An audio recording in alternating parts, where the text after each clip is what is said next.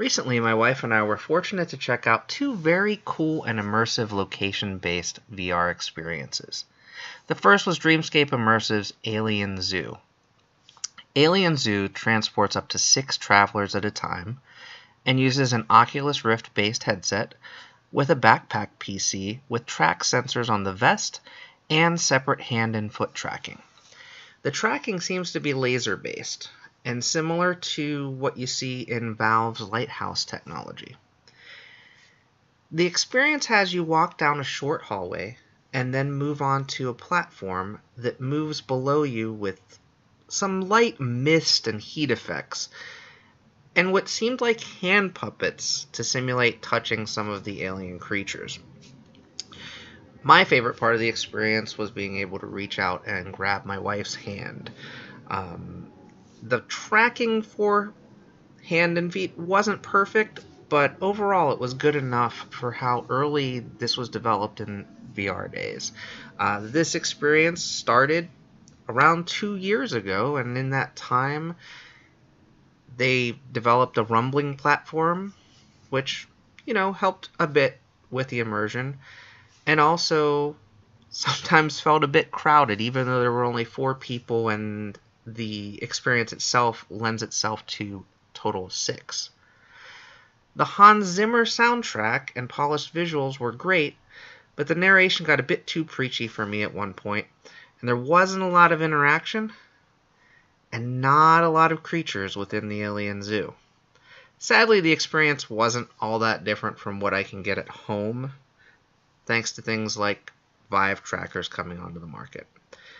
But for first-time VR users, paying a visit to Dreamscape's Immersive's next experience is one I'm hoping that you'll enjoy, and I'm hoping for a bit more activity this time.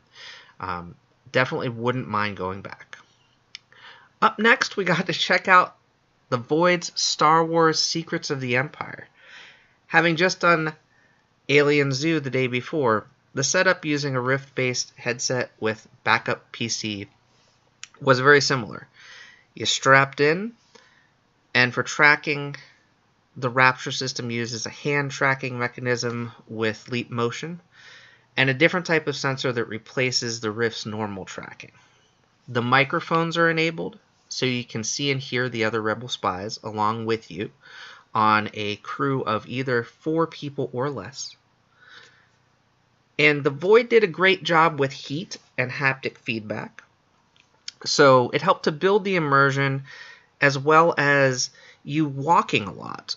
It's redirected walking, so you do utilize a pretty small space, but it's a huge adventure because you actually are in there battling as a stormtrooper.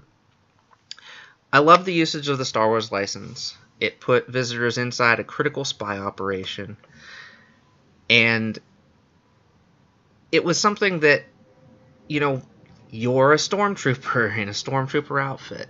Hand tracking wasn't as good as what we experienced at Alien Zoo, but the ability to walk around and interact with each other, the walls, objects, buttons, you name it, it really made Secrets of the Empire a bit better, in my opinion, than the Alien Zoo.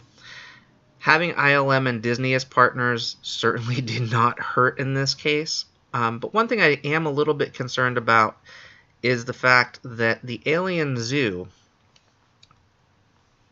at this point had a flashlight peripheral, a ball that you could throw, things of that nature.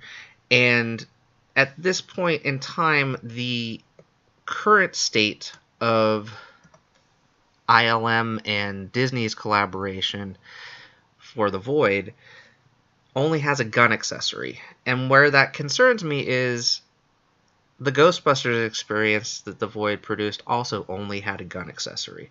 So I'm hoping the Void adds some different adventures with different tools in the future. Overall, though, I have to recommend visiting a Void location to experience Secrets of the Empire and that mission for yourself.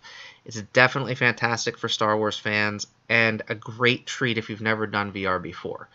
It's also worthwhile even if you have a good setup at home. Overall, neither experience was perfect. Alien Zoo and Star Wars Secrets of the Empire are great examples showing a promising direction for location-based VR. Both of them came out, started development a couple of years ago. You're starting to see polished location-based experiences today, and it can only get better. I'm hoping for more location-based experiences, and I'm looking forward to checking those out and more home experiences in the future. Stay tuned to my channel for more coverage of VR of all shapes and sizes, and get out there and enjoy some VR for yourself.